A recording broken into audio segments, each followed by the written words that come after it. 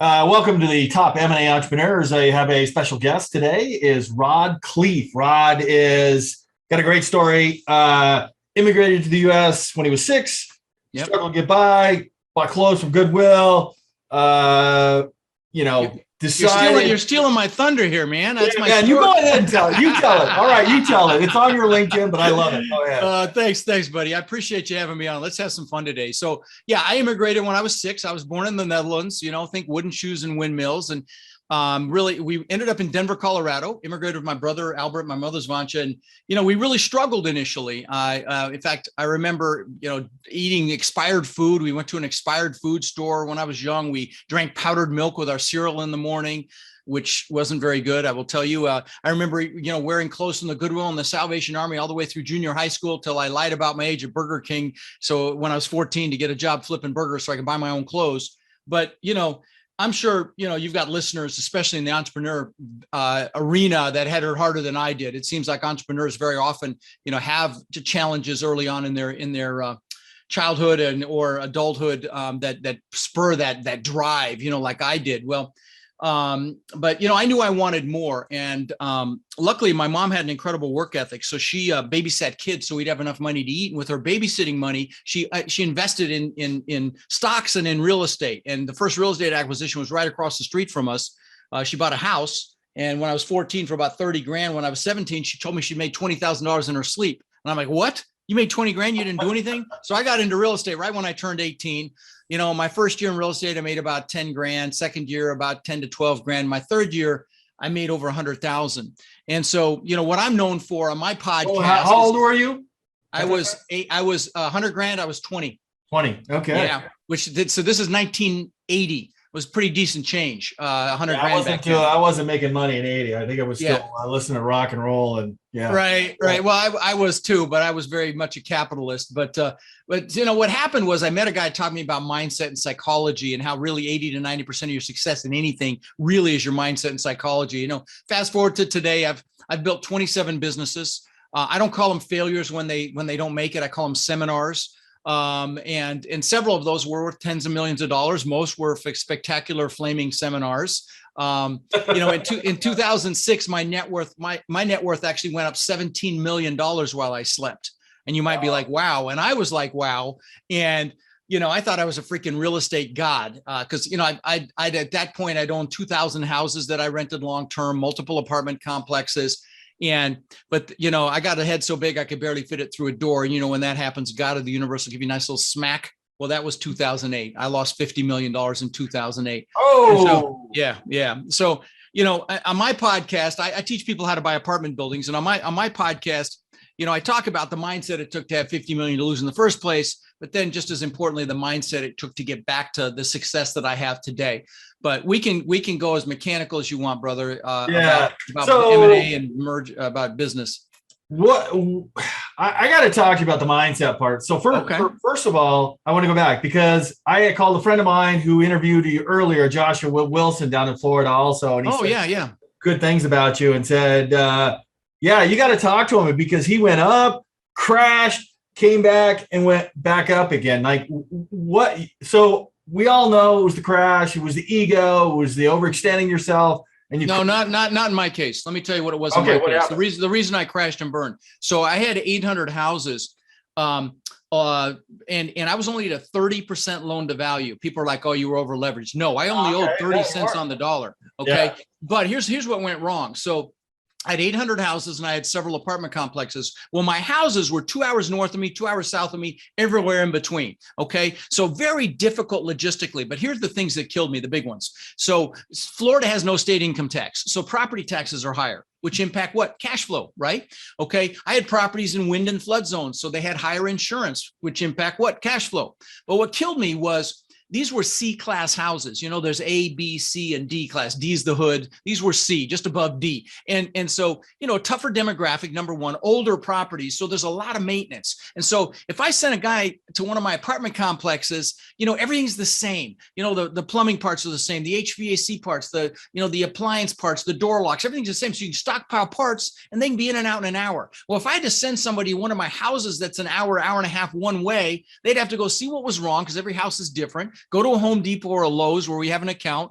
And then I don't know about you, but when Rod's happy ass tries to fix something, he goes to Home Depot more than once. It's the same thing with maintenance people. And so, what took an hour at one of my apartment complexes took all day at one of my 800 houses. So that really killed my cash flow. So it's like, this is very interesting because I was reading some history about some acquisitions in the funeral home business and HMO business back in the years. It doesn't scale because everybody's different. Well, this didn't scale because every house was different. Okay. And so, listen, it was great while the gravy train was running in 2006 and nobody could see the end. Well, this, by the way, this feels like 2006 all over to me again right now as we record this. So the last thing that's kind of specific to real estate is I didn't pay attention to my tenant demographics. I mean, if they had good credit and they had a job, I let them in and they paid a deposit. Well, come to find out, most of them were plumbers, electricians, drywallers, painters, roofers, all of which fell off a freaking cliff in 08 and 09. So I didn't have a job. So it was just like the perfect storm. And then what's really crazy is I actually went upside down. My portfolio dropped more than 70% in value. So I was like, okay, I'm done. And I threw the towel in. But again, I'm known for talking about, that the mindset it took to be there to start with, and then the mindset it took to recover. And, I've bought thousands of apartment units the last few years and to get back to where I am now. And, but again, we can take this wherever you want. Yeah. So I want to, first, we're going to get to that, what's happening now and what does it look like? But I want to ask you about what you're in a hole, you're digging out this first time. What was the mindset and what was the change you did to climb that out of that sand pit? Yeah. And honestly, it's very similar to get there in the first place. Okay. It's becoming very, very clear on what I wanted and why I wanted it. So, if you come to one of my boot camps, I've got a boot camp coming up the end of July in Denver. I only do one live event a year and it's the 3-day boot camp. But, and I'll tell your peeps how they can come for literally $197. And it's not a sales pitch, but the point is, when you come, the first hour and a half are spent doing goals. I mean, I call it goal setting on steroids, because how the hell you get anything if you don't know what it is with clarity? And then as importantly, know why it is that you want it. And so this is the first thing we do, because you have to create what Napoleon Hill in his book, Think and Grow Rich, calls a burning desire. You got to want it. And so that's the first thing we do. And so that was how I recovered. One of the ways, there were several things, but one of them was knowing exactly what I wanted and reassociating with that instead of focusing on the pain and the loss. If you're listening to John, I know you're a leader. Okay. And right now, more than ever, the world needs leaders. As a leader, it's critical that you direct your focus to the things that you want, not what you don't want, because whatever you focus on gets larger. Don't get me started on the fake news. And, the news isn't there to inform us. It's there to scare us and startle us. That's an example of that. But it's important that you focus on what you want. And, like, for example, they asked Mother Teresa when she was alive if she was anti-war, and she said, no, I'm pro-peace. This is just a play on the same thing. But the point is, that's the point I'm making there. And so, I reassociated with my goals. That was the number one thing that I did, and got realigned, reassociated, and just, picked myself, dusted myself back off. And then I got around people that were actually thriving through the crash. I was in this mastermind, very high level mastermind, about $100,000 a year. And there were people there that were killing it. And they're like, okay, 50 million, well, get up, you big baby, and get back after it, kind of a thing, and that's, so who you hang out with is critical as well. Okay. And, and I will tell you, as entrepreneurs, it's very easy, when we first have a dream or vision about a business, it's a fragile thread. We got to be very, very careful who we share it with, because, people, out of their fear of losing you, or fear of feeling less than because you succeeded, or jealousy or whatever, they can squash your dreams. Yeah, let me ask you about that. Yeah. Because family and who you surround yourself real close. Yeah. Did you lose anybody in there? And so, sometimes, by the way, sometimes that's family. That's what I mean. Did you and so what you have to do, I tell you, is love your family, but choose who you allow to influence you, right? Proactively. So many people will default, but in their peer group, to people they work with or people they went to school with. And that's not being proactive. You want to be around people that want more out of life. like I've got a student program I call my Warriors. They're my coaching students. There's about 1,000 of them in there, and I brag about something I'm really proud of. They now own somewhere between 60 and 70,000 units that we know of, and I've only been teaching a little over 4 years. But that's the kind of group you want to be in, a group like that, you know, in a meetup group, or a group of people that have similar vision, want more out of life, and that are going to validate and motivate and not, you know, discourage you. They're gonna you know, inspire you and push you, like that group that I was in. And so, you know, that peer group is a big piece. But it starts with the burning desire. Then, you know, you have to make that decision. And I made a decision that I was going to quit whining and feeling sorry for myself. And if you're just getting started, you got to make a decision that you're totally committed. And when I say decision, I don't mean a toe in the water. I don't mean 1 foot in. I mean, if you're attacking the island, you're burning your ships because you're taking their damn ships home. That's a freaking decision. It's done. Okay. It's total commitment. And when you've totally committed like that, you're like a train on a track. If you don't commit, you'll get knocked off track. You know, motivation will get you started, but that commitment is what brings you home. And so, you know, once you've committed, then, you know, I will tell you, obviously you have to plan, but you have to be able to push through any fear or limiting beliefs that you have. And, you know, I remember when I immigrated this country, I didn't speak English, and I got thrown into school, and I found out what bullies were for the first time. And then my mom, proud Dutch woman that she is, thought it'd be a great idea to send me to school in wooden shoes and those leather shorts. My dad was in the Air Force. We lived over in there, and we visited, and I still have my wooden shoes.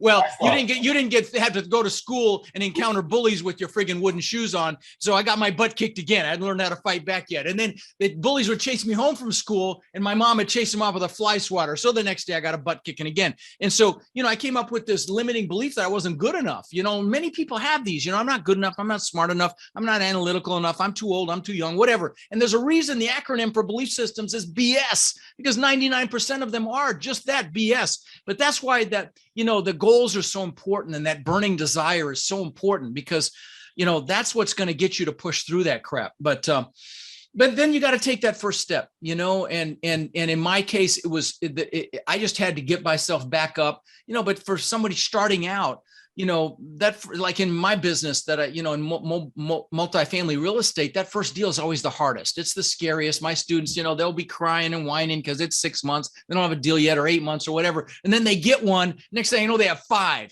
you know, and it's the same thing, you know, with anything, right? I mean, once you push past that and you realize, you know, anything you give your total energy and focus to is going to flourish, then you're off to the races. And you know, and we don't want any regret. And I will tell you, you know, some people fear failure. Like maybe you're listening to John here because you want to start a business, and, you know, you want to be an entrepreneur, and maybe fear of failure is holding you back. Let me give you a warning here. There was this nurse in Australia named Bronnie Ware. She was a hospice nurse. And so she was taking care of patients when they were about to die.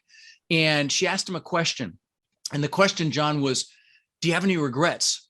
And she wrote a book about it. It's called The 5 Regrets of Dying. You know what the number one regret was? Not doing what I know I'm capable of, not living somebody else's life. I can't think of anything worse than that. So, you know, being very, very clear on what you want and why you want it is that fuel to get you to take action, to grind for a few years like most people won't, so you can live the rest of your life like most people can't. That's why you've got to have that, so that you take that first step.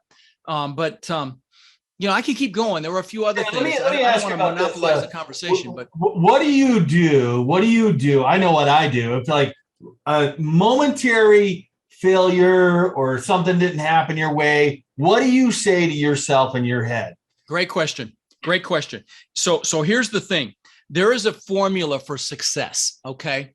And I mean, success is never a straight line. It's like a boater or a pilot. You're off course 99% of the time. Now, do you make it? Yes. Okay. But you've got to recognize it's the same way with your goals. So when you get your nose bloodied or your butt kicked, it's critical that you refocus on your ultimate outcome, your goals, and then you change your approach.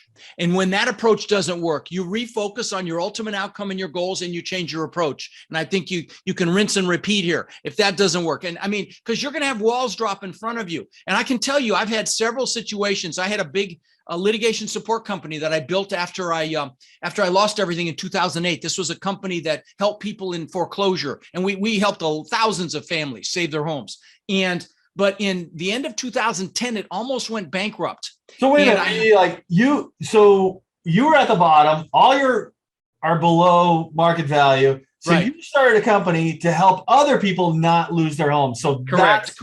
That's your first shovel. That was, like you were helping people to help yourself.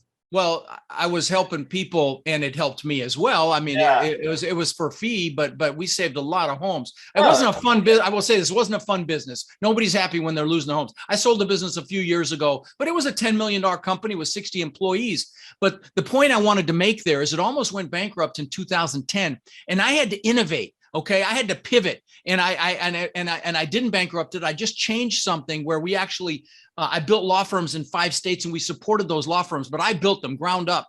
Nobody had ever done this before, and I had to innovate. And another example, when right before COVID hit in February of 20, I had 800 people scheduled to be in Orlando at a live event, and I'm like, what the hell are we going to do now? And so I had to innovate. And if you go to multifamilyvirtualbootcamp.com, you'll see Rod on his phone recording. I still haven't changed it. I need to change it. But I'm recording the video for that event because like I did, like the next day I'm like, hey, we got to go virtual. And so we reacted probably quicker than anybody else did as far as, and I built a video studio now here in my compound in Florida. But, so sometimes as an entrepreneur, we have to innovate. We have to pivot. Okay. And we go through these transitions and guys, there's a recession coming. Okay. I don't know how bad it's going to be. I don't think it's going to be as bad as 08 and 9. All the indicators indicate it's not. But to think that it's not going to happen is naive. It is absolutely going to happen. And if you're not paying attention to it, I mean, I'm having conversations with my team every day about it because it's coming. And so, but anyway, I don't know. Let me go to this because there is a storm coming, but it's looks a little bit different. I mean, we've both been on the planet for a while. So the Fed is pumping a ton of money out there. Interest rates are less than inflation right now. It makes holding cash a losing proposition. So higher interest rates will slow the economy and cause unemployment. It's going to swallow up tax revenue because the government has to pay interest on the massive debt. It's also increased the rate of default on home mortgages. And commercial is coming too, just so you know. And commercial. Yeah. That's how the 2008 market seized up. It's kind of like a doom loop.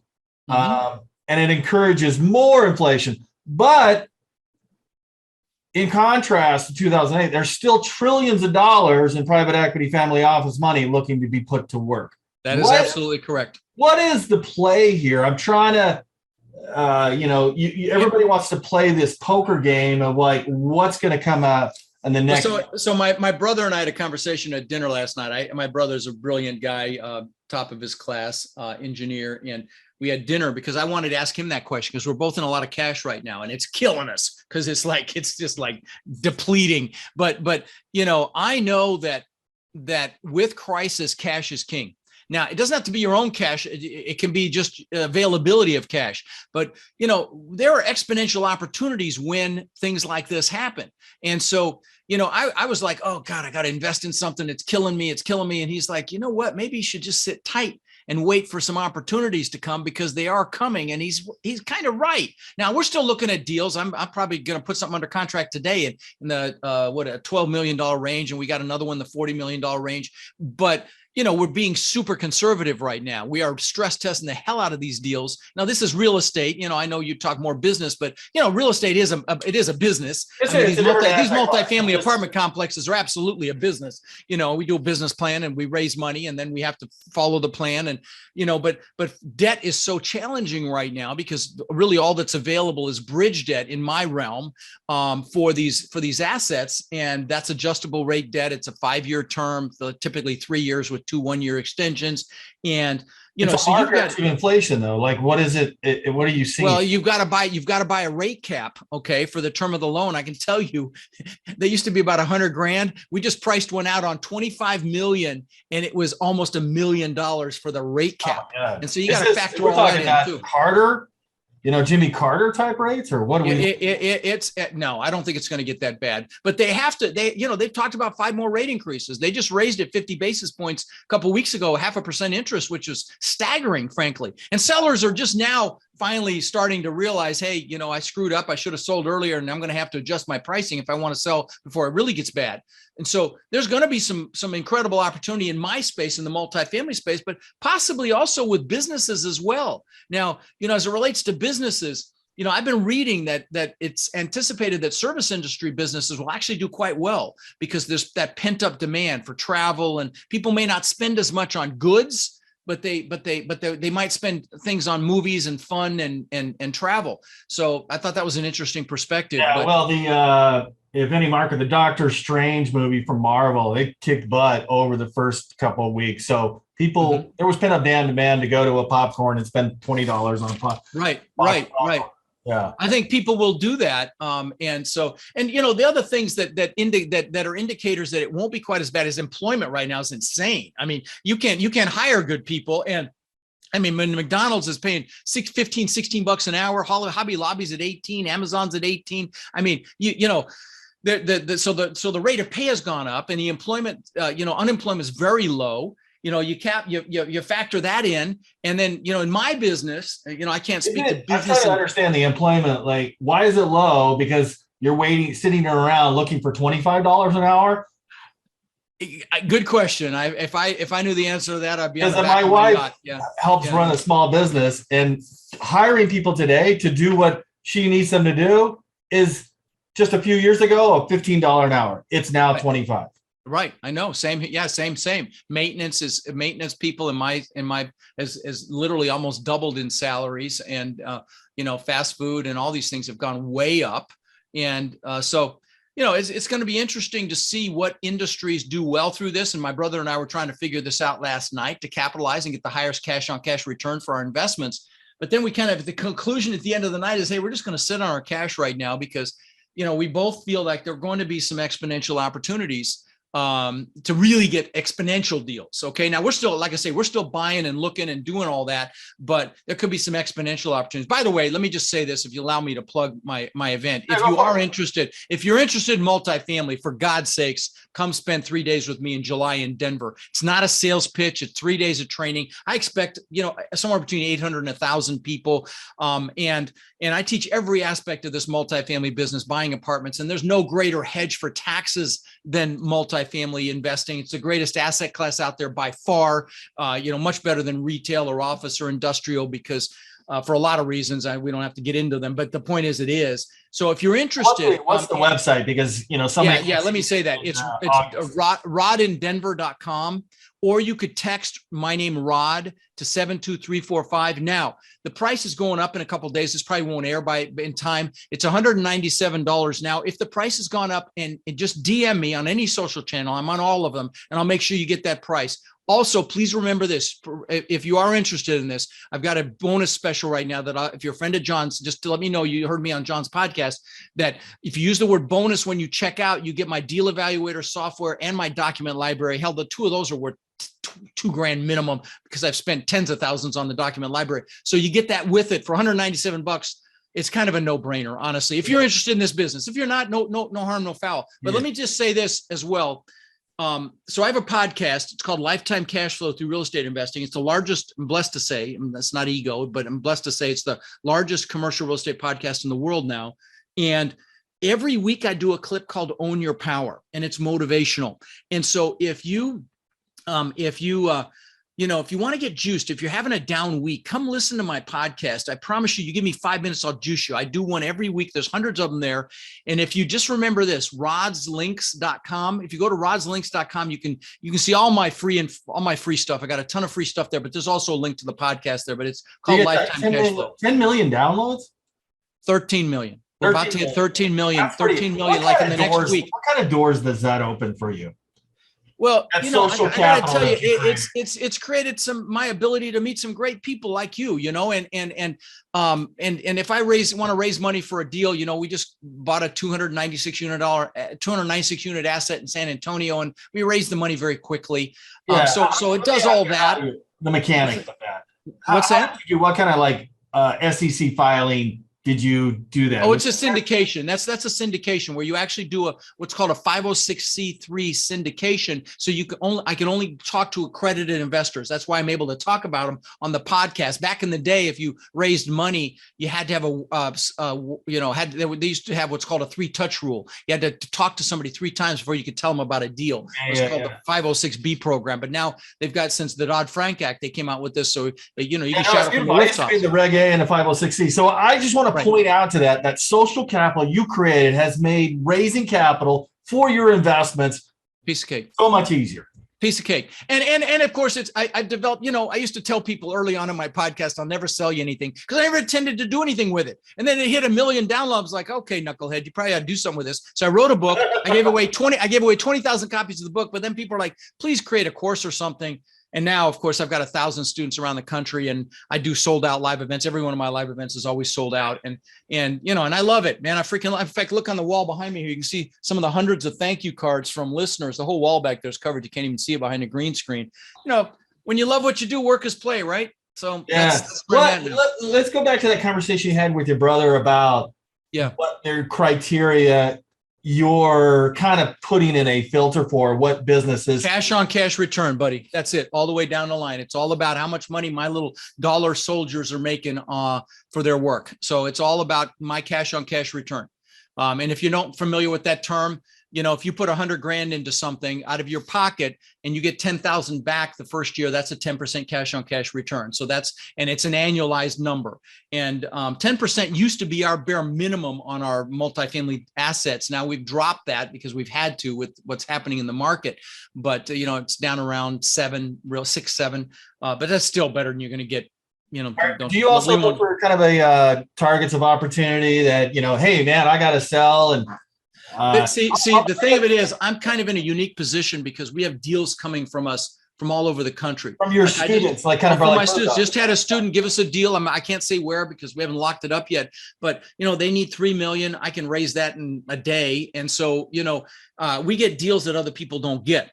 And so, by the way, if you are an accredited investor, and you know what that means, and you have an interest in being in our pipeline, if we get a deal to find out about it, just text the word partner to 72345 and then register on our portal so that you get first glance at a deal that we get. Because I'm very, very conservative because, hit me once, shame on you, hit me twice, it's my own fault, right? So I'm very, very conservative. And even with that, we're still finding great deals. And so, but look, there's 2 parts of this I love is I wanted to get your, take on what's going to be happening, where the opportunities are with what's happening right now. Because once you start talking about a shitstorm coming with the economy, people start going, okay, conserve cash. Right.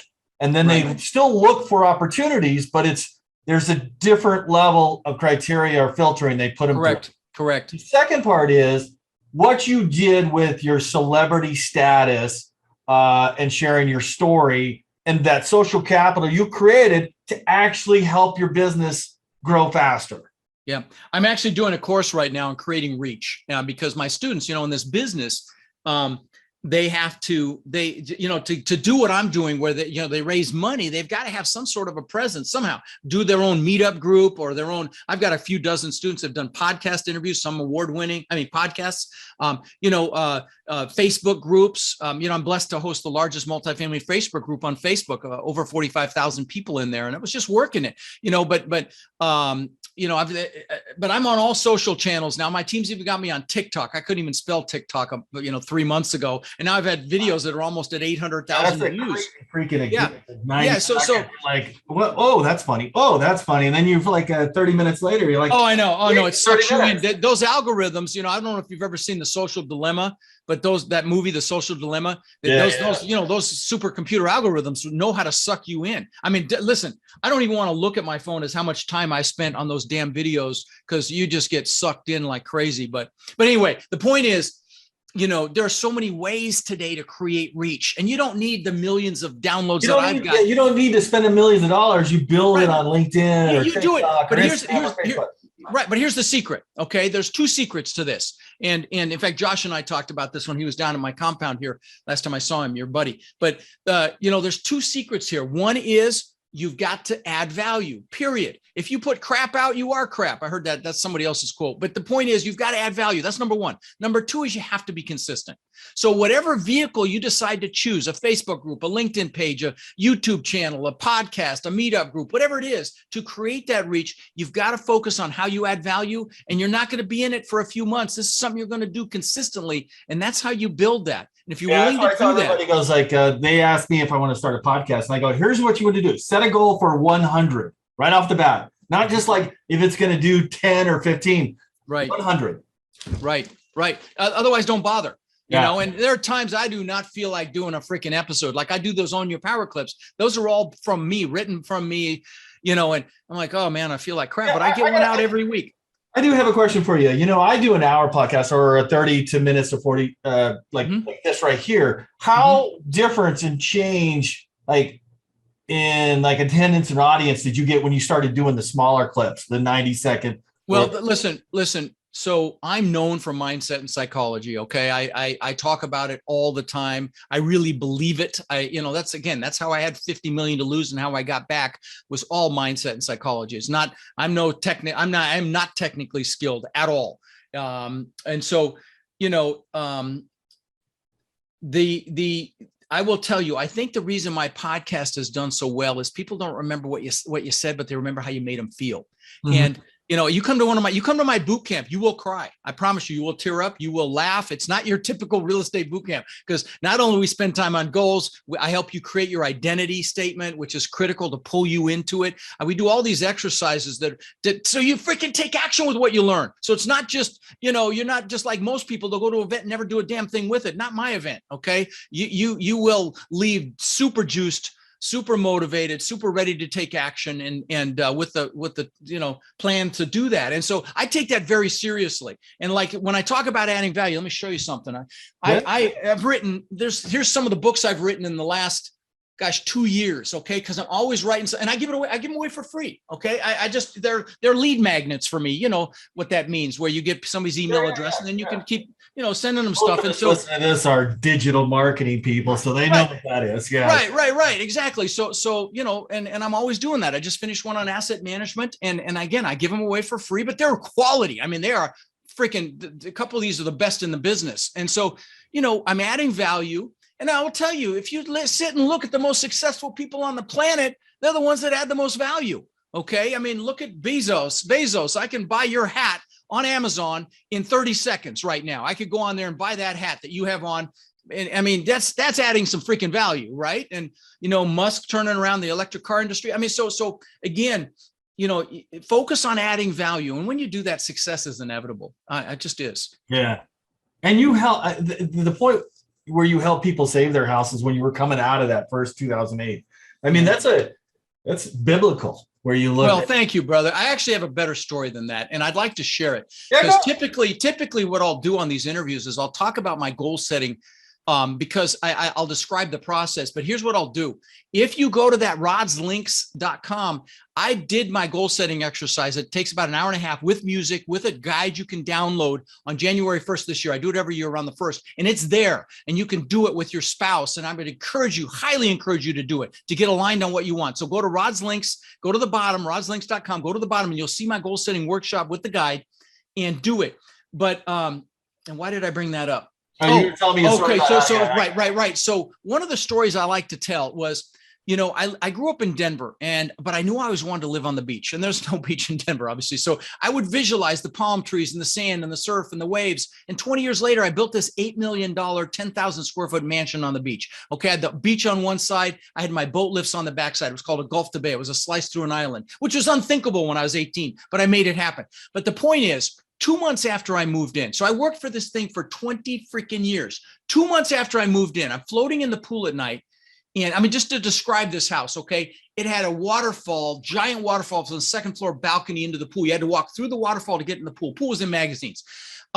Elevator, wine cellar, big giant spiral staircase up through the middle of the house. I'll land the plane with this. On the second floor, there was aquariums that were built around the staircase. It cost me almost 200 grand. So that gives you an idea of the house. So 2 months after I moved in, I'm looking up at this testament to my ego, because really that's what it was. It was to prove the world I was good enough, and that's the truth of it. It's a little embarrassing, but I look at it and I got depressed. And this, again, I worked for it for 20 years. 2 months after I moved in, I got depressed. I'm like, what the hell? I mean, really depressed. Like, what the hell's going on? You know, I just achieved success. I had the Maserati in the garage, the Lamborghini, the Mercedes. I had all the stuff. I had a beautiful family, beautiful house.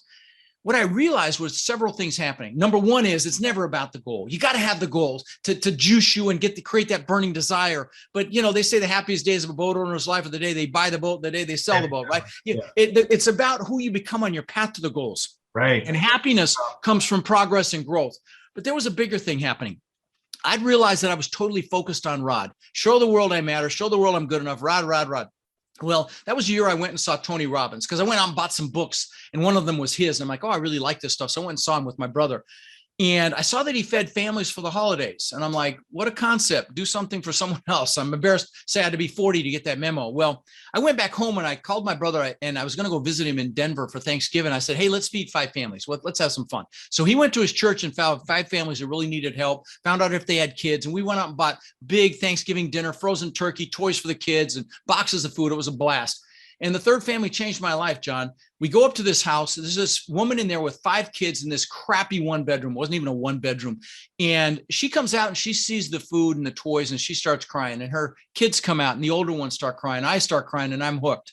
And I'm blessed to say, in the last 21 years, we've fed 110,000 children here in Sarasota and Bradenton, Florida. And I'm not telling you this to brag. There's a message at the end of this, really important one. We've also done tens of thousands of backpacks filled with school supplies to local kids that don't have the basic supplies they need for school. Don't get me started on that. Greatest country on earth, kids don't have supplies to school.